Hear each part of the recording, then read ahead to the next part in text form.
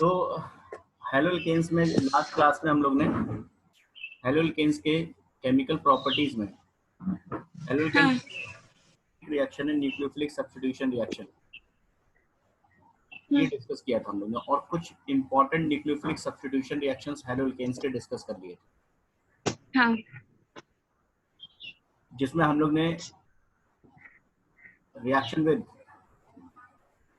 aqueous KOH, reaction with aqueous NaOH, reaction with moist Ag2O और Williamson synthesis reaction with sodium और potassium alkoxide हाँ, जिसमें ether का formation होता है। ये सारी रिएक्शंस हम लोग ने डिस्कस करी थी हेलोल्केन के लिए, और ये सारी रिएक्शंस न्यूक्लियोफिलिक सब्स्टिट्यूशन रिएक्शंस की कैटेगरी में आते हैं।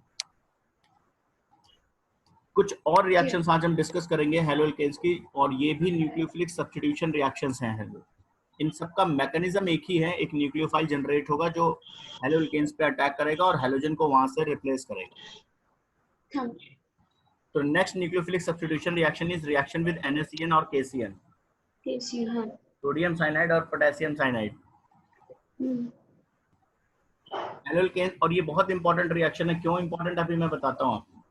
Haloalkanes react with alcoholic solution of KCN and NaCN। अब इसमें दो तीन कीवर्ड्स है, वो ध्यान रखिएगा। नंबर 1 अल्कोहलिक सॉल्यूशन, अल्कोहलिक, ठीक, आपको यूज करना है किसका, सोडियम साइनाइड का या पोटेशियम साइनाइड का, टू फॉर्म एल्काइल साइनाइड। इसमें जो प्रोडक्ट मिलेगा RCN एल्काइल साइनाइड, या जिसका IUPAC नेम हम लिखते हैं एल्केन नाइट्राइल, ठीक, ये मेजर प्रोडक्ट होगा। एल्काइल आइसोसाइनाइड भी मिलेगा बट वो माइनर प्रोडक्ट होगा। तो मेन प्रोडक्ट आपका RCN मिलेगा। बहुत सिंपल सी रिएक्शन है, RX plus KCN, RX plus KCN alcoholic, RCN, yes RCN CN। यहाँ पर अगर हम मैकेनिज्म के पॉइंट ऑफ व्यू से बात करेंगे तो KCN का मतलब K plus and CN minus. C minus, तो ये जो CN माइनस है ये एज अ न्यूक्लियोफाइल इस पे अटैक करेगा और X माइनस यानी हैलाइड आयन का रिमूवल हो जाएगा। ठीक, तो product will be alkyl cyanide या IUPAC में एल्केन नाइट्राइल। अब नेम कैसे करते हैं जरा यहाँ पर देखिएगा। जैसे CH3Cl प्लस KCN, तो यहाँ मिला CH3CN। कॉमन लैंग्वेज में अगर लिखेंगे तो यहाँ पर कॉमन सिस्टम में इसमें क्या करते हैं, एल्काइल को अलग लिखते हैं और इस CN के लिए साइनाइड लिख देते हैं। तो हमने इसका नाम लिखा मिथाइल साइनाइड। लेकिन जब IUPAC सिस्टम में आते हैं तो IUPAC में CN के कार्बन को इंक्लूड करते हुए, CN के कार्बन को पैरेंट चेन में, मेन चेन में इंक्लूड करते हुए रूट वर्ड लिखेंगे और इसका नेम एल्केन नाइट्राइल होगा। लेकिन जो हम एल्केन लिखेंगे या जो भी रूट वर्ड लिखेंगे, प्रो, ब्यूट, पेंट, जो भी लिखेंगे उसमें इस CN के कार्बन को भी इंक्लूड करेंगे। ये CN का कार्बन मेन चेन का पार्ट है IUPAC में, ठीक है। ठीक, कॉमन लैंग्वेज में तो इसको अलग लिखेंगे और इसके लिए साइनाइड लिखेंगे। लेकिन IUPAC में क्या, दोनों को कार्बन को ऐड करेंगे, यानी हमारे पास कार्बन हो गए 2, तो हमने रूट वर्ड लिखा H, ठीक है। सैचुरेटेड कंपाउंड है एन, तो इथेन नाइट्राइल इसका नाम होगा, ठीक है। देखिए ज्यादातर स्टूडेंट यहाँ पर गड़बड़ क्या करते हैं कि वो क्या कर देते हैं, इसका नाम लिख देते हैं, इसके लिए लिख देते हैं मीथेन नाइट्राइल। जब आप IUPAC में जाएंगे, IUPAC सिस्टम में तो दोनों कार्बन, ये जो भी कार्बन है उसमें CN के कार्बन को भी इंक्लूड करना है। CN का कार्बन मेन चेन का ही कार्बन है, ठीक है। Next is C2H5Br plus KCN। तो यहाँ भी देखिए C2H5Br प्लस KCN में प्रोडक्ट मिलेगा C2H5CN। अब अगर हम IUPAC कॉमन सिस्टम में आते हैं तो इसे हम लिखेंगे इथाइल और इसके लिए लिखेंगे साइनाइड। लेकिन जब हम IUPAC सिस्टम में जाएंगे तो इस पूरे चेन में CN के कार्बन को भी इंक्लूड करेंगे, तो 3 कार्बन हो जाएंगे, तो प्रोपेन, प्रोपेन नाइट्राइल। समझ में आ रही ना नेमिंग? तो ये आपका रिएक्शन। अब ये रिएक्शन इंपॉर्टेंट क्यों है जरा देखिएगा। इसमें 2 रीजन, 2 फैक्टर है। नंबर 1, सबसे पहले इस रिएक्शन की पूरे ऑर्गेनिक केमिस्ट्री में बहुत ही इंपॉर्टेंट रिएक्शन, इस चैप्टर में नहीं आगे के चैप्टर्स के लिए भी ये इंपॉर्टेंट है। रीजन क्या, जरा यहाँ पर देखिएगा। ये एक ऐसा रिएक्शन है जिसमें हम रिएक्टेंट्स के अंदर कार्बन चेन, कार्बन लेंथ को बढ़ा रहे हैं। जरा ध्यान समझिएगा, यहाँ पर जो हमारे पास रिएक्टेंट है वो कितने कार्बन का है, CH3Cl में कितने कार्बन है, एक।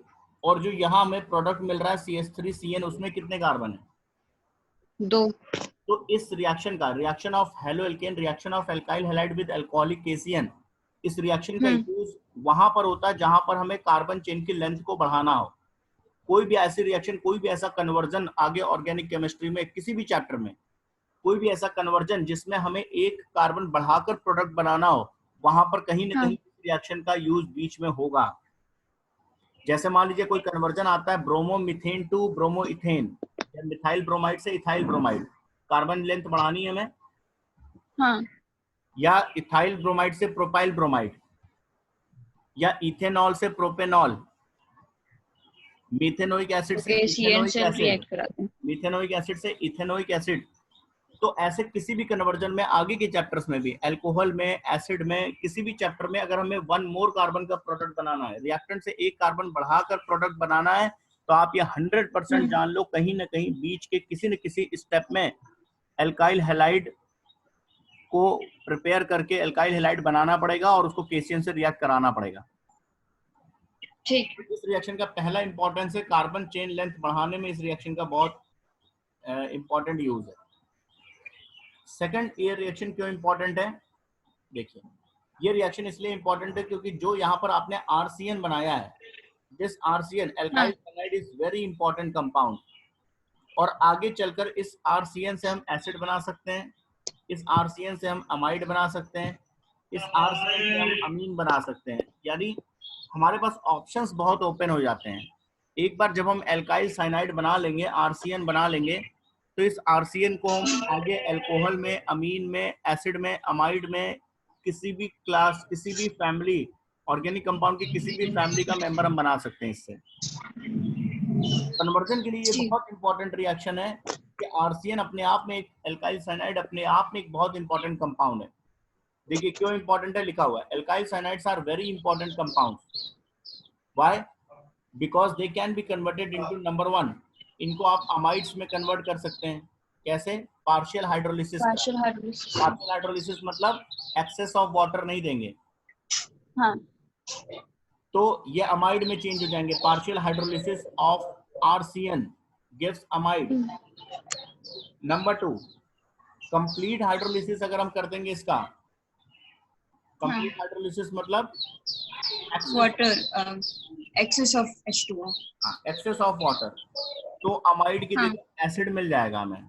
RCN gives carboxylic acid. और अगर इसका रिडक्शन कर देंगे, आरसीएन का हम रिडक्शन कर देंगे, आरसीएन के रिडक्शन से हमें अमीन मिल जाएगा। तो आप सोचो, एक बार अगर हमें आरसीएन मिल गया, एल्काइल साइनाइड, तो इस एल्काइल साइनाइड से हम एसिड अमाइड बना सकते हैं। हाँ, ठीक है ना। दूसरा कार्बोक्सिलिक एसिड बना सकते हैं कंप्लीट हाइड्रोलिसिस से, और प्राइमरी अमीन बना सकते हैं इसका रिडक्शन करके। इसके साथ सोडियम प्लस इथेनॉल एक रिड्यूसिंग एजेंट है। वैसे किसी भी रिड्यूसिंग एजेंट के साथ आप रिड्यूस कर सकते हो, लेकिन अगर स्पेशली आप सोडियम प्लस इथेनॉल यूज करते हो एज अ रिड्यूसिंग एजेंट, तब इस रिएक्शन का नाम होगा मेंडियस रिएक्शन। जैसे आप आरसीएन का reduction hydrogen in presence of निकल के साथ कर लीजिए, लिथियम एल्यूमिनियम हाइड्राइड के साथ कर लीजिए, प्रोडक्ट वही अमीन ही मिलेगा। लेकिन जब आप specially sodium plus ethanol use करोगे एज अ रिड्यूसिंग एजेंट, तब इस रिएक्शन का एक नाम हो जाएगा मेंडियस रिडक्शन। तो फिर ये भी नेम रिएक्शन हो जाएगी, ये भी नेम रिएक्शन। तो अब जरा देखिए इस रिएक्शन की इंपॉर्टेंस क्यों इतनी ज्यादा है आरसीएन वाली रिएक्शन। एग्जांपल में हम समझाते हैं आपको। जैसे हमने CH3CN लिया, मिथाइल क्लोराइड, इसको केसीएन के साथ ट्रीट कराया, 1 मोर कार्बन का हमें साइनाइड मिल गया, CH3CN। अब जब इस CH3CN का हमने पार्शियल हाइड्रोलिसिस किया, पार्शियल हाइड्रोलिसिस में क्या होता है कि ये जो CN ग्रुप है ये अमाइड बन जाएगा। इस CN ग्रुप से हमें CONH2 ग्रुप मिलेगा, ठीक है। तो CH3CN gives CH3CONH2 amide. Common language में इसका नाम है एसिटामाइड, IUPAC में इथेनामाइड। इसी CH3CN या RCN का अगर हम कंप्लीट हाइड्रोलिसिस करते हैं, तो कंप्लीट हाइड्रोलिसिस में CN gives COOH, यानी एसिड, तब हमें CH3OH एसिटिक एसिड या इथेनोइक एसिड मिलेगा। और इस CN का जब हम रिडक्शन करेंगे किसके साथ, सोडियम प्लस इथेनॉल या हाइड्रोजन इन प्रेजेंस ऑफ निकल या लिथियम एल्यूमिनियम हाइड्राइड, तो CN का जब रिडक्शन होता है तो इट गिव्स CH2NH2। देखिए R तो कॉमन है, आपको बस ये समझना है CN का क्या होगा। CN gives CONH2 on partial hydrolysis, CN gives COOH on complete hydrolysis and CN gives CH2NH2 on reduction। ठीक है। तो इसका मतलब क्या हुआ, देखिए आपने यहाँ स्टार्ट किया था हेलोल्केन से, ठीक है, हाँ और हेलोल्केन से आपने क्या बनाया, अमाइड, हेलोल्केन से क्या अमाइड, बनाया, एसिड, हेलोल्केन से क्या हाँ बनाया, अमीन, अमीन, ठीक है ना। ठीक, हाँ कितने इंपॉर्टेंट कन्वर्जेंस, बहुत सारे कन्वर्जेंस में इसका यूज होता है। एक और बात, अगर इस अमीन को आगे हम HNO2 के साथ ट्रीट करते हैं, अल्कोहल में हम पढ़ेंगे, इस हाँ अमीन को अगर हम नाइट्रस एसिड के साथ ट्रीट करते हैं HNO2 के साथ, which is known as nitrous acid, तो नाइट्रस एसिड के साथ जब आप प्राइमरी अमीन को ट्रीट करते हैं तो यहाँ पर OH आ जाएगा या अल्कोहल बनता है। Basically primary amine gives alcohol, तो इथेनॉल, तब इथेनॉल, यहाँ भी आप जा सकते हैं। अब आप देखिए कितनी फैमिलीज हैं जिनको जहां तक आप पहुंच सकते हो इस एल्काइल हैलाइड से। एल्काइल हैलाइड से आप अमाइड जा सकते हो, एल्काइल हैलाइड अमाइड, से, एल्काइल हैलाइड से एसिड, अल्कोहल, एल्काइल हैलाइड से अमीन। हाँ तो आप 4 चीजें, हाँ, तो आप समझो रिएक्शन कितना इंपॉर्टेंट है। हाँ आप एल्काइल हैलाइड की KCN से एक बार रिएक्शन करा लो, एल्काइल साइनाइड बना लो, फिर आप किसी भी फैमिली का मेंबर बना सकते हो, हाँ ठीक है ना। तो इसलिए कन्वर्जन के जी, पॉइंट ऑफ व्यू से ये रिएक्शन मोस्ट इंपॉर्टेंट है। इसके दो रीजन है, नंबर वन कार्बन कि कार्बन चेन बढ़ाने में इंक्रीज कर इसका यूज है, देता है, और नंबर टू हाँ RCN अपने आप में एक बहुत इंपॉर्टेंट कंपाउंड है जिसको फर्दर आप एसिड में, अमीन में, अमाइड में, अल्कोहल में चेंज कर सकते हो, अल्कोहल में, ठीक है। हाँ चलिए अब नेक्स्ट है reaction with AgCN। Next nucleophilic substitution reaction is reaction with AgCN। जैसे वहां AgCN, KCN था वैसे यहाँ AgCN है, सिल्वर साइनाइड। लेकिन डिफरेंस समझिएगा, हेलोल्केन को जब हम अल्कोहलिक सॉल्यूशन ऑफ AgCN के साथ ट्रीट करेंगे तो यहाँ पर जो प्रोडक्ट मिलेगा वो RNC मिलेगा, CN नहीं मिलेगा, RNC एल्काइल आइसोसाइनाइड मिलेगा, जिसको एल्काइल आइसोनाइट्राइल भी कहते हैं या एल्काइल कार्बिल अमीन भी कहते हैं, ये सब इसी के नेम है। This is RNC। अंतर क्या है RCN और RNC में? RCN लिखने का मतलब हुआ जब हम RCN कहीं पर लिखते हैं तो इस RCN का मतलब हुआ कि जो ये साइनाइड ग्रुप है इसका कार्बन एटम इसके कार्बन, इस एल्काइल ग्रुप के कार्बन एटम से बॉन्डेड, यानी यहाँ CC बॉन्ड हुआ, कार्बन कार्बन बॉन्ड हुआ। ठीक, लेकिन जब हम RNC लिखते हैं कहीं पर, कार्बन नाइट्रोजन बॉन्ड, हाँ यस, यहाँ पर जो फॉर्म रिएक्शन में जो नया बॉन्ड फॉर्म हुआ है वो CN बॉन्ड फॉर्म हुआ है, कार्बन नाइट्रोजन बॉन्ड फॉर्म हुआ है। या ये कह लो कि जो साइनाइड ग्रुप है उसने अपने नाइट्रोजन एटम की तरफ से अटैक किया या नाइट्रोजन एटम की तरफ से उसने बॉन्ड बनाया है कार्बन के साथ।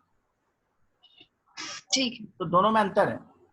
देखिए न्यूक्लियोफाइल वही है, दोनों में जो न्यूक्लियोफाइल अटैक कर रहा है दैट इज CN-। अब वो CN- हाँ अगर अपने कार्बन एंड की तरफ से जाकर अटैक कर देता है और बॉन्ड बना लेता है तब वो हो गया हाँ RCN। और अगर CN- हाँ, अपने नाइट्रोजन एंड की तरफ से अटैक करता है और कार्बन नाइट्रोजन बॉन्ड का फॉर्मेशन कर लेता है प्रोडक्ट में, तब प्रोडक्ट होगा तो वो RNC हो एल्काइल गया, आइसोसाइनाइड, एल्काइल आइसोनाइट्राइल या एल्काइल कार्बिल अमीन कहते हैं इसे। और ऐसे ठीक, न्यूक्लियोफाइल को CN- जैसे न्यूक्लियोफाइल, ऐसा कोई भी न्यूक्लियोफाइल जो जिसके पास 2 न्यूक्लियोफिलिक एंड हो, जिसके पास एक से ज्यादा इलेक्ट्रॉन डोनेटिंग एटम्स हो और वो अपने किसी भी एटम किसी भी एंड की तरफ से अटैक कर सकता है एज अ न्यूक्लियोफाइल, ऐसे न्यूक्लियोफाइल को एम्बिडेंटेड न्यूक्लियोफाइल कहते हैं, ठीक है। एम्बिडेंटेड न्यूक्लियोफाइल ठीक, का मतलब nucleophiles having 2 electron rich atoms और 2 इलेक्ट्रॉन डोनर एटम्स, और ये अपने किसी भी इलेक्ट्रॉन डोनेटिंग एटम की तरफ से अटैक करके बॉन्ड बना सकता है। जैसे मान लीजिए हमारे लेफ्ट और राइट हैंड है और हम किसी से हैंडशेक करें तो हम अपने राइट हैंड के थ्रू भी कर सकते हैं और हम अपने लेफ्ट हैंड का भी यूज कर सकते हैं, तो हम क्या हुए, लेफ्ट हैंड, एम्बिडेंटेड न्यूक्लियोफाइल हुए। हमारे पास दोनों हाथ फ्री हैं, हम किसी भी हाथ के थ्रू बॉन्ड बना सकते हैं। This is ambidentate nucleophile. हाँ तो ध्यान रखिएगा, जब केसीएन लेते हैं, पोटेशियम साइनाइड और सोडियम साइनाइड, तो आरसीएन बनता है, यानी कार्बन कार्बन बॉन्ड का फॉर्मेशन होता है प्रोडक्ट में। एजीसीएन जब आप लेंगे तो आरएनसी मेजर प्रोडक्ट होगा। एग्जांपल देखिए, अच्छा नाम कैसे लिखते हैं, जैसे CH3Cl को एजीसीएन से आपने ट्रीट किया तो CH3NC प्रोडक्ट हुआ। नाम बहुत इंपॉर्टेंट है, इसके नाम में हमेशा इस एल्काइल ग्रुप को अलग लिखते हैं और इस एल्काइल आप आइसोसाइनाइड, आइसोसाइनाइड अमीन में से कोई भी वर्ड लिख सकते हैं। तो जैसे इसका नाम होगा मिथाइल आइसोसाइनाइड या मिथाइल आइसोनाइट्राइल ठीक या मिथाइल कार्बिल अमीन। हाँ इन तीनों में से कोई भी नाम अमीन ठीक एनसी के लिए आइसोसाइनाइड भी यूज करते हैं, आइसोनाइट्राइल भी यूज करते हैं, कार्बिल अमीन भी। आरएनसी जो हम लिखते हैं, ये आरएनसी की जहां तक आरएनसी और आरसीएन, जहां तक एनसी का बात है, आरएनसी का जो केस है, इसके लिए आईयूपीएसी सिस्टम यूज नहीं करते नेमिंग में, इस बात को ध्यान रखिएगा। आरसीएन के लिए आईयूपीएसी नेमिंग है, आरएनसी के लिए कोई आईयूपीएसी रूल नहीं है नेमिंग के लिए। ठीक मतलब आरएनसी के केस में जो एनसी का कार्बन है, आइसोसाइनाइड का जो कार्बन है, वो कभी भी मेन चेन में कंसीडर नहीं करते हैं। व्हाई? ऐसा क्यों? क्योंकि आईयूपीएसी रूल का फर्स्ट रूल ही यही है कि कंटिन्यूअस कार्बन चेन हमें सेलेक्ट करना होता है एज अ मेन चेन। तो क्या ये कार्बन कंटिन्यूटी में है, एनसी वाला कार्बन? नहीं। क्यों? क्योंकि यहां पर जो कार्बन चेन चली आ रही है, उसके बाद बीच में कौन आ गया? एन, और एन के बाद वो सी है। हाँ तो इसका मतलब जो हमारा एल्काइल ग्रुप है, जो कार्बन चेन है, उसमें ये कार्बन डायरेक्ट तो नहीं जुड़ा हुआ है। नहीं तो कंटिन्यूटी में जब कोई कार्बन नहीं होगा तो उसको आप अपने पेरेंट चेन में कभी कंसीडर नहीं करते हैं। रीजन समझ में आ गया क्यों आरएनसी के लिए हम लोग कोई आईपीएसी सिस्टम नहीं पढ़ते हैं? या हाँ क्यों क्योंकि कार्बन कंटिन्यूटी में नहीं रहता है। कार्बन को हम इंक्लूड करते हैं कार्बन अपने पेरेंट चेन में, लेकिन एनसी का कार्बन कभी भी हमारे पेरेंट चेन का पार्ट नहीं होता है। ठीक है, क्योंकि वो कंटिन्यूअस चेन ऑफ कार्बन में नहीं आता है। ये मेन, ठीक है, समझ में आ गया बात? हाँ अब जरा दूसरा हमने आपको दिया, प्रोडक्ट बताइए आप खुद क्या बनेगा। इथाइल आइसोसाइनाइड, गुड, C2H5NC, इसका नाम इथाइल आइसोसाइनाइड। हाँ। और क्या नाम हो सकता है इसका? इथाइल आइसोनाइट्राइल, और क्या नाम होगा? और इथाइल कार्बल अमीन, इथाइल कार्बे अमीन। वेरी गुड, क्लियर हो गया? अब देखिए यहाँ पर एक एक्सप्लेनेशन है, एक क्वेश्चन आपके सामने है जो आता भी है। क्वेश्चन ये है, जब हमने NaCN यूज किया, जब हमने KCN यूज किया RX के साथ, NaCN या KCN, तो हमें RCN मिला प्रोडक्ट, यानी कार्बन कार्बन बॉन्ड बना। जब हम AgCN यूज कर रहे हैं तो RNC प्रोडक्ट मिल रहा है, यानी कार्बन नाइट्रोजन बॉन्ड बन रहा है। तो ऐसा डिफरेंस क्यों? कंपाउंड तो रिएजेंट तो देखने में एक ही जैसे हैं, जैसे पोटेशियम साइनाइड वैसे सिल्वर साइनाइड है। हम पोटेशियम साइनाइड बोले, सिल्वर साइनाइड बोले, दोनों साइनाइड है। तो क्यों पोटेशियम साइनाइड के साथ RCN और क्यों सिल्वर साइनाइड के साथ RNC? ये क्वेश्चन है। क्वेश्चन समझ में आया पहले? हाँ। रीजन देखते हैं। ये देखिए, ये पूरा एक्सप्लेनेशन यहाँ पर दिया हुआ है, मैं यहाँ से समझाता हूँ। इसका रीजन ये है कि जो KCN है या NaCN, ये आयनिक कंपाउंड होता है। KCN is an ionic compound, AgCN is a covalent compound. इससे फर्क क्या पड़ेगा? आयनिक कंपाउंड के अंदर आयंस होंगे, आयनिक कंपाउंड के अंदर कैटायंस और एनायंस होंगे। जैसे KCN एक आयनिक कंपाउंड है तो इसके अंदर कैटायन है K+, और एनायन है CN-। ये इसका एनायन है, अलग अलग है। देखिए आयनिक कंपाउंड में क्या होता है, कैटायन और एनायन अलग अलग होते हैं। कैटायन को एनायन से या एनायन को कैटायन से कोई मतलब नहीं, उनके बीच में सिंपली इलेक्ट्रोस्टैटिक फोर्स है। कोई बॉन्डिंग कोवेलेंट टाइप की बॉन्डिंग नहीं है, एक फोर्स ऑफ अट्रैक्शन है केवल उनके बीच में। तो आप ये कह सकते हो कि कैटायन और एनायन का अपना इंडिपेंडेंट एग्जिस्टेंस है, ठीक है। ठीक। अब देखिए हाँ। यहाँ पर Cn माइनस आयन है, उसके स्ट्रक्चर में देखिए कार्बन पे नेगेटिव चार्ज है, तो कार्बन भी इलेक्ट्रॉन रिच है नेगेटिव चार्ज की वजह से, और नाइट्रोजन पे लोन पेयर है, तो नाइट्रोजन अपने लोन पेयर की वजह से इलेक्ट्रॉन रिच है। Electron rich. हाँ। तो ये जो Cn माइनस है, इसके दोनों एंड यानी कार्बन एंड भी और नाइट्रोजन एंड भी, और ये नाइट्रोजन दोनों दोनों है। इलेक्ट्रॉन रिच एंड है। हाँ। और अपने कार्बन एंड की तरफ से भी और नाइट्रोजन एंड की तरफ से भी, दोनों एंड की तरफ से ये अटैक कर सकता है एज अ न्यूक्लियोफाइल। तो RCN भी बना सकता है और RNC भी बना सकता है। ये कार्बन की तरफ से करेगा तो RCN और नाइट्रोजन की तरफ से करेगा तो RNC बनाएगा। हाँ। अब हाँ। RCN ही क्यों बनेगा मेजर प्रोडक्ट? क्योंकि जब RCN की तरफ से ये बॉन्ड बनाएगा, RCN बनाएगा तो कार्बन कार्बन बॉन्ड बनेगा, हाँ। और RNC बनाएगा तो कार्बन नाइट्रोजन बॉन्ड बनेगा। Carbon carbon bond is stronger than carbon nitrogen bond, यहाँ लिखा हुआ है। कार्बन कार्बन बॉन्ड जो होता है वो कार्बन नाइट्रोजन बॉन्ड से हमेशा स्ट्रॉन्गर होता है, ठीक। इसलिए वो अटैक प्रेफर करता है कार्बन की तरफ से। एक और फैक्टर आप समझिएगा, फिर से मैं समझा रहा हूँ। KCN is an ionic compound, it has independent या free Cn minus ion. Cn minus ion has 2 electron rich ends, carbon end nitrogen end. ठीक। So it can attack either from its carbon end or from nitrogen end to form RCN as well as RNC. हाँ। But Cn minus prefers to attack from its carbon end. Why? Because in this case CC bond will be formed, and CC bond, carbon carbon bond, is a stronger bond than carbon nitrogen bond. Clear? ठीक। हाँ। एक और, हाँ। इसको एक और दूसरे angle से भी हम समझते हैं। ये जो Cn माइनस आयन है, इसमें देखिए C पे कैसा चार्ज है, माइनस, और N पे कैसा पॉजिटिव। चार्ज है? अच्छा सी पे हाँ माइनस। हम किसे ज्यादा इलेक्ट्रॉन रिच एक मानते हैं, न्यूट्रल एटम को कि नेगेटिवली चार्ज एटम को? नेगेटिवली चार्ज को। कहीं पर भी नेगेटिव चार्ज होता है तो आप उसे समझ लो वो ज्यादा इलेक्ट्रॉन रिच है, ठीक है। हाँ। और वो अच्छा न्यूक्लियोफाइल, ठीक। अच्छा न्यूक्लियोफिलिक एंड है। जैसे क्लियर हो गया कि नहीं? ठीक। चलिए अब हम जरा हाँ। हाँ। AgCN में आते हैं। AgCN का केस क्या है कि ये कोवेलेंट कंपाउंड है, ये आयनिक नहीं है। तो कोवेलेंट कंपाउंड का मतलब हो गया कि इसमें जो Cn माइनस है वो फ्री नहीं है। आप देखिए यहाँ पर जो कार्बन एटम है वो कोवेलेंटली सिल्वर के साथ बॉन्डेड है, तो यहाँ पर ये कार्बन एटम फ्री ठीक। एंड नहीं है अटैक करने के लिए।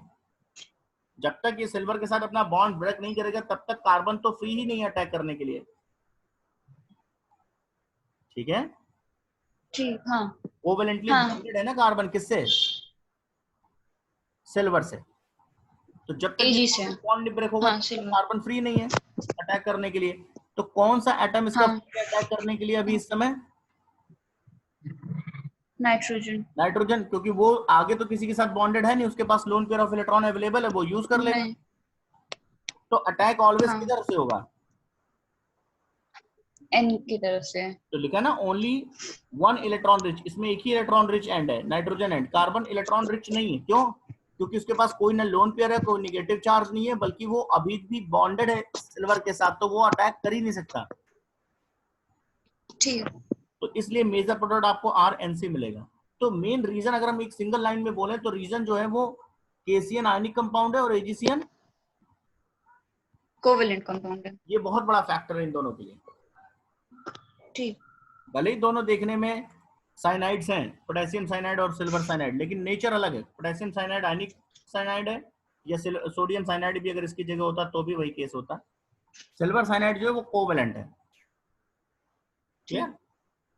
हाँ। Next nucleophilic reaction is nucleophilic substitution reaction. Reaction with sodium और पोटेशियम नाइट्राइट KNO2 और NaNO2। हेलो एल्केन्स को जब सोडियम या ठीक। पोटेशियम नाइट्राइट के साथ ट्रीट करेंगे तो एल्काइल नाइट्राइट बनता है RONO। ठीक। इस RONO को हम RNO2 भी कह सकते थे, ठीक है। हाँ लेकिन हम RNO2 नहीं लिख रहे हैं, क्यों? बॉन्डिंग को एक्सप्लेन करने के लिए। RONO लिखने का मतलब है कि इस ऑक्सीजन। R मतलब कार्बन, कार्बन ऑक्सीजन बॉन्ड बनेगा रिएक्शन में। जब ये NO2 हाँ अटैक करेगा एल्काइल ग्रुप पे, तो जो नया बॉन्ड बनेगा वो कार्बन ऑक्सीजन बॉन्ड बनेगा। अगर हम RNO2 लिखेंगे हाँ तो कार्बन नाइट्रोजन बॉन्ड तो बनेगा। वो कार्बन नाइट्रोजन बॉन्ड के फॉर्मेशन को एक्सप्लेन करेगा, वो समझाएगा, ठीक है। तो ठीक इस तरह, इसलिए NO2 ONO अलग चीजें हैं, जैसे RCN ठीक। RNC अलग चीजें, वैसे RONO और RNO2 डिफरेंट है, ठीक है। ठीक। तो इसका मतलब हाँ ये हुआ कि जब हम KNO2 या NaNO2 के साथ ट्रीट करेंगे एल्काइल हैलाइड को, तो RONO बनेगा, एल्काइल नाइट्राइड बनेगा, कार्बन ऑक्सीजन बॉन्ड का फॉर्मेशन होगा।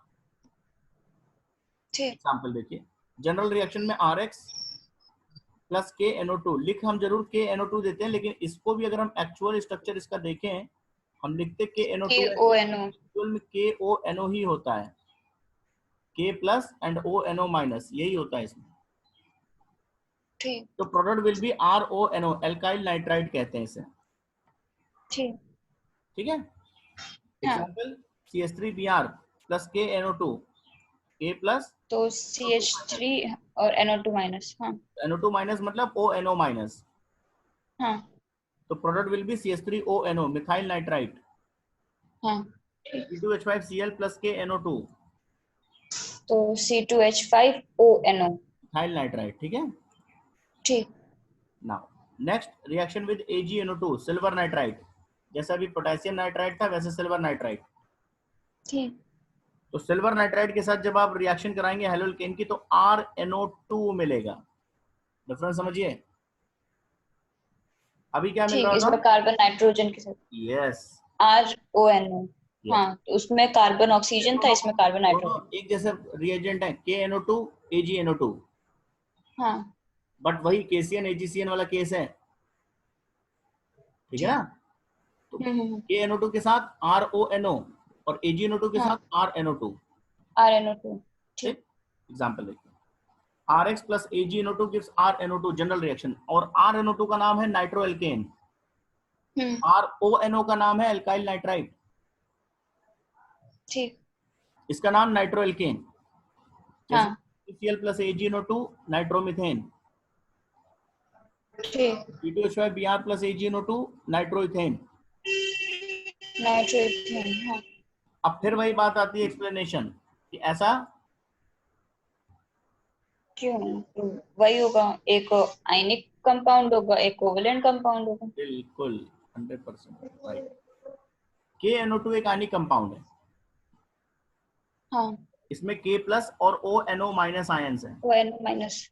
अब ठीक। देखिए जरा ONO माइनस आयन को देखते हैं, ये स्ट्रक्चर है ONO माइनस आयन का, इसमें इस ऑक्सीजन पे माइनस चार्ज है विद अ लोन पेयर, और ठीक। नाइट्रोजन पे लोन पेयर ऑफ इलेक्ट्रॉन है ओनली। हम्म। तो ये दोनों इलेक्ट्रॉन रिच एंड हुए, हाँ O माइनस और N loan pair of electron की वजह से। ठीक। इन दोनों में ज्यादा इलेक्ट्रॉन रिच कौन है? O माइनस, क्यों?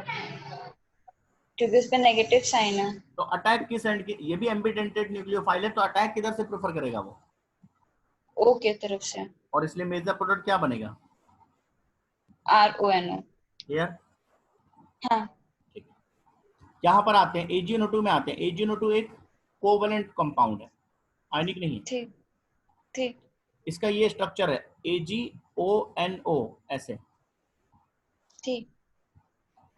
तो इसमें देखिए जो इसका ऑक्सीजन एटम है, ये सिल्वर के साथ हम्म। कोवेलेंटली बॉन्डेड है, फ्री नहीं है बिल्कुल, हाँ और नाइट्रोजन भी फ्री नहीं है, ये भी हाँ। बॉन्डेड है भाई, इधर भी बॉन्डेड है ये, और इधर बॉन्डेड है ऑक्सीजन के साथ, हम्म।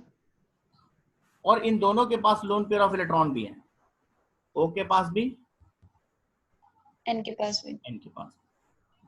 अब ध्यान समझिए, अब किसी के ऊपर नेगेटिव चार्ज नहीं है यहाँ पे, हम्म। दोनों न्यूट्रल एटम्स हैं, दोनों के पास लोन पेयर ऑफ इलेक्ट्रॉन है, और दोनों ही कोवेलेंटली बॉन्डेड है। हम्म। अब इलेक्ट्रॉन रिच कौन ज्यादा होगा, कौन अच्छा डोनर होगा, इस बात को समझते हैं। आपने इलेक्ट्रोनिगेटिविटी पढ़ा है? हाँ, इलेक्ट्रोनिगेटिविटी क्या होता है, या इलेक्ट्रॉन एफिनिटी या इलेक्ट्रोनिगेटिविटी? इलेक्ट्रोनिगेटिविटी क्या चीज होती है? इलेक्ट्रॉन को लूज अट्रैक्ट करने का, अट्रैक्ट हाँ, अट्रैक्ट करने का। इलेक्ट्रॉन को अपनी तरफ अट्रैक्ट करने की जो पावर होती है, दैट इज इलेक्ट्रोनिगेटिविटी। इसका मतलब ये हुआ कि जो मोर इलेक्ट्रोनेगेटिव एटम होगा उसमें इलेक्ट्रॉन को अट्रैक्ट करने की, इलेक्ट्रॉन को अपने पास होल्ड करने की पावर अच्छी होगी। हाँ, और जिसके पास इलेक्ट्रॉन होल्ड करने की पावर अच्छी होगी वो डोनेट नहीं करेगा। नहीं, ध्यान समझिए मैंने क्या कहा, जो मोर इलेक्ट्रोनेगेटिव होगा वो इलेक्ट्रॉन को अट्रैक्ट करना चाहेगा, और जो किसी चीज को ठीक, अट्रैक्ट करेगा उसको डोनेट क्यों करेगा? हाँ, इलेक्ट्रॉन डोनर अच्छा कौन होगा? जो लेस इलेक्ट्रोनेगेटिव होगा। हाँ, ठीक है। ठीक, O और N यहाँ पर सेम सिचुएशन में, O और N दोनों यहाँ पर कोवेलेंटली बॉन्डेड हैं, हाँ, दोनों न्यूट्रल हैं, किसी के पास नेगेटिव चार्ज नहीं है। हाँ, अब पर नाइट्रोजन ज्यादा इलेक्ट्रोनेगेटिव है। नाइट्रोजन कम इलेक्ट्रोनेगेटिव है, ऑक्सीजन ज्यादा इलेक्ट्रोनेगेटिव होता है। अच्छा, तो ऑक्सीजन, हाँ, तो जो ज्यादा इलेक्ट्रोनेगेटिव होगा उसमें इलेक्ट्रॉन डोनेट करने की टेंडेंसी नहीं होगी। तो इसके कंपैरिजन में ये अच्छा इलेक्ट्रॉन डोनर एटम है। न्यूट्रल कंडीशन में अगर हम नाइट्रोजन ऑक्सीजन को देखेंगे तो नाइट्रोजन बेटर है इलेक्ट्रॉन डोनेशन में। यहाँ पर ठीक, ऑक्सीजन अपने इलेक्ट्रोनेगेटिविटी की वजह से बेटर नहीं है इलेक्ट्रॉन डोनर। यहाँ किस वजह से था? यहाँ अपना माइनस चार्ज। माइनस चार्ज की वजह से ऑक्सीजन। मतलब अगर हम दोनों को न्यूट्रल स्टेट में देखेंगे, न्यूट्रल ऑक्सीजन न्यूट्रल नाइट्रोजन, हाँ, तो नाइट्रोजन बेटर है क्योंकि ठीक, वो लेस इलेक्ट्रोनेगेटिव है। जो लेस इलेक्ट्रोनेगेटिव है वो इलेक्ट्रॉन को अट्रैक्ट या होल्ड करने की पावर कम होगी, तो मतलब डोनेट आराम से करेगा, इजीली करेगा। ठीक, तो जब यहाँ पर नाइट्रोजन बेटर डोनर एटम हुआ तो नाइट्रोजन ने अटैक किया और आर NO2 मेजर प्रोडक्ट मिला। ठीक, ये सारा एक्सप्लेनेशन आपके यहाँ पर दिया हुआ है नोट्स में। ठीक है, हाँ, ये एक्सप्लेनेशन यहाँ दिया हुआ है। ये आपको पूरा एक्सप्लेन में जो एक्सप्लेनेशन है वो डायग्रामेटिकली मैंने यहाँ पर शो कर दिया ताकि पूरी कहानी ना लिखनी पड़े आपको, आप इससे आराम से समझ जाएंगे। ठीक है, ठीक है, चलिए अब एक रिएक्शन पे आते हैं। Reaction with silver salt of acids, next nucleophilic substitution reaction haloalkanes का सिल्वर सॉल्ट के साथ। तो हेलोल्केन को ठीक, जब हम सिल्वर सॉल्ट ऑफ एसिड के साथ रिएक्ट करेंगे तो एस्टर बनेगा मेन प्रोडक्ट। ठीक, ये भी न्यूक्लियोफिलिक सब्स्टिट्यूशन रिएक्शन है। इसमें किसी एसिड का आपको सिल्वर सॉल्ट लेना है, जैसे RCOOAg। हाँ, तो यहाँ पर हम इसे ऐसे समझ सकते हैं RCOO माइनस और Ag प्लस। Ag plus. अब ये जो RCOO माइनस है कार्बोक्सिलेट एनायन, ये एज अ न्यूक्लियोफाइल इस पे अटैक करेगा R' पे, ठीक, X को रिप्लेस कर देगा। हाँ, आर आ जाएगा, आर डैश आ जाएगा। RCOO R'। हमने यहाँ ठीक, R और यहाँ R' इसलिए लिखा है कि आप ये समझ लो दोनों डिफरेंट हो दोनों सकते अल्काइल हैं। ग्रुप सेम भी हो सकते हैं, डिफरेंट भी हो सकते ठीक, हैं। Example, silver acetate is treated with CH3Cl। तो यहाँ पर देखिए CH3COO और यहाँ से CH3, CH3 ले लेंगे, ठीक, तो CH3COO CH3 ठीक, मिथाइल एसिटेट। क्लियर? हाँ, next CH3COO is treated with C2H5Cl। तो एस्टर क्या बनेगा? CH3COO C2H5। Ethyl acetate IUPAC में इथाइल इथेनोएट। ठीक है। ठीक, next nucleophilic substitution reaction is reaction with nucleo ammonia. Ammonia. Haloalkanes को अगर हम अमोनिया के साथ रिएक्ट कराएंगे तो देखिए पहले प्राइमरी अमीन बनेगा, लेकिन अगर एल्काइल हैलाइड एक्सेस में ले रखा हमने तो वो प्राइमरी अमीन एल्काइल हैलाइड से रिएक्ट करता जाएगा। कब तक? जब तक क्वाटरनरी अमोनियम सॉल्ट नहीं बनेगा। तो आपको एक mixture of primary amine, secondary amine, tertiary Amin and finally quaternary ammonium salt यहाँ तक मिलेगा। ये डिपेंड करता है कि हेलो एल्केन एक्सेस में लिया है तो। एग्जांपल देखिए, ये न्यूक्लियोफिलिक सब्स्टिट्यूशन रिएक्शन है और कैसे है समझाते हैं। आपके पास हमने एक एग्जांपल में एक हेलो एल्केन ले लिया CH2H5Br ठीक। और इसको ट्रीट कर दिया अमोनिया के साथ। हाँ। ये न्यूक्लियोफिलिक सब्स्टिट्यूशन कैसे समझिएगा, यहाँ पर अमोनिया मॉलिक्यूल अपने लोन पेयर ऑफ इलेक्ट्रॉन की वजह से इलेक्ट्रॉन रिच मॉलिक्यूल है, ठीक। और ये जो अमोनिया मॉलिक्यूल है वो एज अ न्यूक्लियोफाइल इस पे अटैक करता है। किस ठीक पे? है। हेलो एल्केन पे। न्यूक्लियोफाइल क्यों है? इलेक्ट्रॉन रिच नाइट्रोजन की वजह से ये इस पे अटैक करता है। ठीक। और यहाँ से जब ये अटैक करेगा तो यहाँ से Br- को रिलीज करता है और अपना एक H+ भी रिलीज करता है। ये मतलब ओवरऑल एक ठीक। HBr रिलीज करेगा। हाँ। प्रोडक्ट बनेगा C2H5NH2 ठीक।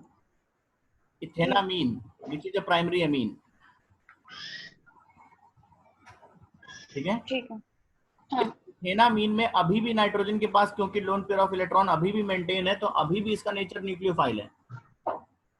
हाँ, फिर से वो तो रिपीट ये करेगा। पूरा मॉलिक्यूल जैसे अमोनिया कर रहा था, अब ये पूरा मॉलिक्यूल एज अ न्यूक्लियोफाइल एक फ्रेश मॉलिक्यूल ऑफ C2H5Br पे अटैक करेगा। ठीक है। ठीक है। फिर यहाँ से H और हाँ। यहाँ से Br यानी एक HBr फिर रिलीज होगा। रिलीज। हाँ। यहाँ से जब अटैक करेगा तो फिर यहाँ से एक HBr रिलीज होगा, ये Br और इसका एक H। ठीक है। तो C2H5NH ठीक। which is known as N-ethyl ethenamine, यानी इसमें मेन अमीन ये है इथेनामीन, और इसको हमने लिखा है N से अटैच है N-ethyl ethenamine। ये एक ठीक। सेकेंडरी अमीन है। हाँ। अभी भी क्योंकि नाइट्रोजन पे loan pair of electron maintain है, तो अभी भी ये न्यूक्लियोफिलिक कैरेक्टर में है। ये फिर से से C2H5Br के साथ। मॉलिक्यूल पे अटैक करेगा C2H5 होल थ्राइस N, ठीक। विच इज नोन एज, इसमें क्या होगा कि ये मेन अमीन हम इसको लिखेंगे C2H5NH2 और इन दोनों को as a branch N, di ethyl ethanamine. ठीक है। ये भी अभी भी न्यूक्लियोफाइल है। हाँ, तो ये फिर वापस से C2H5Br के साथ। मॉलिक्यूल पे ये अटैक करेगा और फाइनली C2H5 होल 4N+ और Br- बनाएगा। यही क्वाटरनरी अमोनियम सॉल्ट है। अब देखिए, अगर इसकी ठीक। जगह H होता, इस C2H5 को थोड़ी देर हटा दें और इसकी जगह H होता, हाँ। तो इसका नाम क्या होता? NH4+। NH4Br-। तो इसका मतलब अमोनियम ब्रोमाइड। हाँ। तो अभी आप ये समझो, ये अमोनियम ब्रोमाइड के का सब्स्टिट्यूशन प्रोडक्ट है। अमोनियम ब्रोमाइड में H की जगह C2H5 आ गया, इसीलिए इसका नाम कैसे लिखते हैं? Tetra ethyl ammonium bromide. समझ में ठीक। आया? अमोनियम ब्रोमाइड हाँ। का सब्स्टिट्यूटेड प्रोडक्ट इसे ट्रीट कर सकते हैं आप।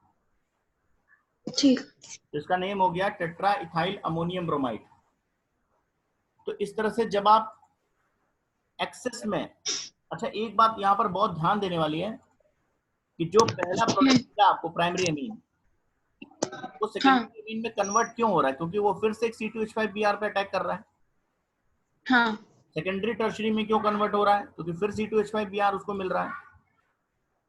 हाँ। अगर मान लीजिए स्टेप 1 में रिएक्शन जब हम करा रहे थे, तो हमने इसको अगर लिमिटेड अमाउंट में ले लिया होता तभी पूरा कंप्लीट ही ना हो पाता। तो कंप्लीट नहीं हो पाता, और इसको एक्सेस में लेते हैं तो इसका मतलब लगभग पूरा C2H5Br ऑलमोस्ट स्टेप 1 में ही कंज्यूम हो जाता। हाँ। तो तब हमें मेजर प्रोडक्ट क्या मिलता? ये सब कट हो जाता ये पूरा। हाँ, तो सिर्फ C2H5NH2 तो हमें प्राइमरी अमीन इथेनामाइन। प्रोडक्ट मिल सकता था। तो अगर हमें प्राइमरी अमीन ही बनाना है, कहीं पर कोई एल्काइल हाँ। हैलाइड है और अमोनिया से रिएक्ट करके हमें केवल प्राइमरी अमीन चाहिए, मिक्सचर नहीं बनाना है, हाँ। तो थोड़ा सा रेशियो एडजस्ट करना पड़ेगा। C2H5Br यानी जो एल्काइल हैलाइड है उसको लिमिटेड अमाउंट में लीजिए और अमोनिया को एक्सेस में ले लो। ठीक। तो बहुत, फिर भी आपको सेकेंडरी टर्शरी अमीन और क्वाटरनरी अमोनियम सॉल्ट मिलेंगे, बट बहुत लिटिल अमाउंट में मिलेंगे। मेजर प्रोडक्ट आपको प्राइमरी अमीन मिलेगा। ठीक। क्लियर हो गया? हाँ। नेक्स्ट है रिएक्शन विद सोडियम और पोटेशियम हाइड्रोजन सल्फाइड। देखिए इस रिएक्शन में बहुत कोई खास बात नहीं है। आपने रिएक्शन विद NaOH पढ़ा है? हाँ एक्वस NaOH, एक्वस KOH। हाँ बस यहाँ पर O की जगह S आ गया, NaSH KSH। ठीक, तो तो फिर वही बिल्कुल ऐसे जाके लगे। अल्कोहल वहां मिल रहा था, यहाँ पर भी अल्कोहल ही मिलेगा, लेकिन O की जगह S रहेगा वहां। तो ऐसे अल्कोहल को थायो अल्कोहल कहते हैं हम लोग। ठीक है। तो जैसे KOS था वैसे ही KSH है। ठीक और इथेनॉल की जगह इथेन थायोल हो जाएगा। ठीक ऐसे reaction with alkyl mercaptide NaSR, potassium alkyl mercaptide, हाँ इनके साथ NaSR या KSR। तो यहाँ पर भी देखिए विलियमसन सिंथेसिस में आपने NaOR के साथ पढ़ा है रिएक्शन, हाँ ईथर बनेगा सोडियम एल्कोक्साइड के साथ। तो ठीक, अभी ये NaOR की जगह NaSR है, तो तो थायो ईथर ROR की हो गया। जगह RSR बनेगा, थायो ईथर मिलेगा। ठीक, क्लियर? हाँ ये रिएक्शन। नेक्स्ट है रिएक्शन विद सोडियम एल्काइनाइड। किसी एल्काइन का सोडियम सॉल्ट बना के उसको एल्काइल हैलाइड के साथ ट्रीट करेंगे तो हायर एल्काइन बनेगा। ठीक, ये रिएक्शन हम लोग ने एल्काइन चैप्टर में पढ़ा है। आप एल्काइन चैप्टर में ध्यान करिए, एल्काइन चैप्टर में हमने एक रिएक्शन पढ़ा था कि जो टर्मिनल एल्काइन है, हाँ जिनमें एसिडिक हाइड्रोजन हो, ट्रिपली बॉन्डेड कार्बन से डायरेक्टली बॉन्डेड हाइड्रोजन हो, हाँ ऐसे एल्काइंस को जब हम सोडियम के साथ ट्रीट करते हैं तो एल्काइन अपना सोडियम सॉल्ट बनाता है पहले, ठीक है। और हाँ उस सोडियम सॉल्ट को अगर हम किसी एल्काइल हैलाइड से ट्रीट करेंगे तो हमें हायर एल्काइन मिल जाएगा। ठीक, याद है एल्काइन चैप्टर में पढ़ा है? हाँ हाँ एग्जाम्पल मान लीजिए प्रोपाइन का आपने सोडियम सॉल्ट लिया, सोडियम प्रोपाइनाइड। ठीक, हाँ तो ये प्रोपाइनाइड आयन है, ये as a nucleophile alkyl halide पे अटैक करेगा ठीक, और सोडियम प्रोपाइनाइड से ब्यूट 2 आयन मिल जाएगा। ये एक न्यूक्लियोफिलिक सब्स्टिट्यूशन रिएक्शन है। ठीक, ऐसे मान लीजिए sodium इथाइनाइड is treated with CH3Br, तो ये इथाइनाइड एज अ न्यूक्लियोफाइल इस CH3 पे अटैक कर लेगा, ठीक, तो प्रोपाइन मिल जाएगा। तो प्रोपाइन मिल जाएगा।